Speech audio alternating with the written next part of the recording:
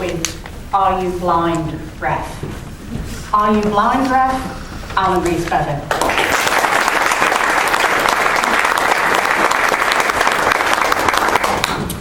Madam Contest Chairman, ladies and gentlemen, every Saturday across the world in sports games involving 4-year-olds through to international sports stars, referees get it wrong again and again. Just ask the Scottish Rugby World Cup team. Again and again we hear that cry from the stands, "Are you blind, ref?" It's a well-known fact that referees are short-sighted and short, and they don't have any friends. I don't have any friends who are referees. I don't have any friends who have friends who are referees. And in fact, some of my best friends are not referees. So imagine my surprise when a few years ago I became not a referee, but an umpire. I mean, an umpire is a referee who doesn't even move. My son plays baseball, and as an involved parent, I was volunteered one year to be trained as a kid's baseball umpire. How hard could it be? A bunch of kids running around in the park, piece of cake, throwing a ball at each other. This will be a fantastic morning out, even for someone who has never played baseball in their life before. So I went along to the training. 3 hours long the training went for. 2 hours and 45 minutes we learned 2 principles. Principle number 1, when in doubt, call it loud! That way the kids will not argue with you. Principle number 2, protect yourself behind the catcher so that you don't get hit by the ball coming through. I felt I learned these 2 principles fairly quickly, and apparently we had to keep on learning them for 2 hours and 45 minutes. So, game day. I've printed out the 97-page rule book just in case I need to know the rules as well. I'm super excited.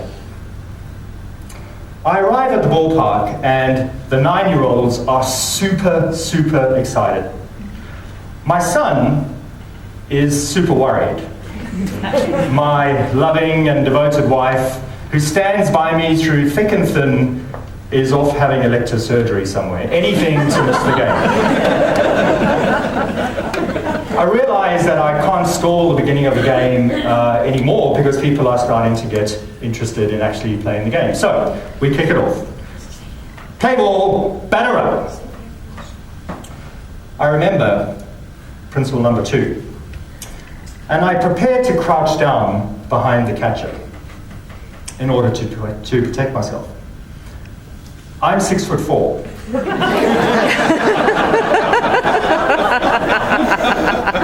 The catcher is a 9-year-old. The catcher is short enough to be a referee, and he's crouching.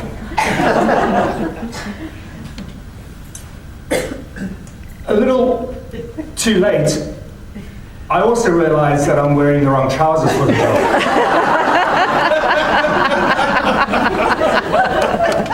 Apparently skinny black jeans don't go with everything.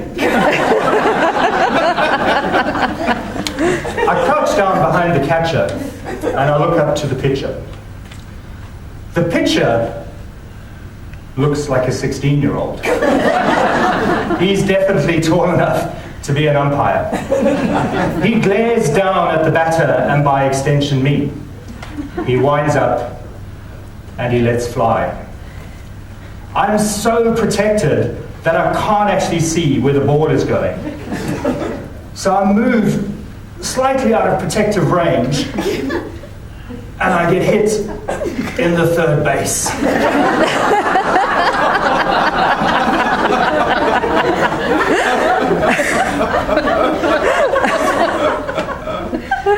When I wake up 5 minutes later, I have an ice pack on my third base, and I've called it There was a ball. The 9-year-old pitcher is standing above me, pouting petulantly. He glares down at me and says, in a voice reminiscent of prepubescence, "There wasn't a ball, there was a strike." I draw myself quite slowly to my full height and glare at him up into his eyes. And I say, I'm not an umpire, I'm not a ref, I'm an umpire. I made a lot of mistakes that day. And I know I made a lot of mistakes because the parents kept on reminding me about it as we went through the game.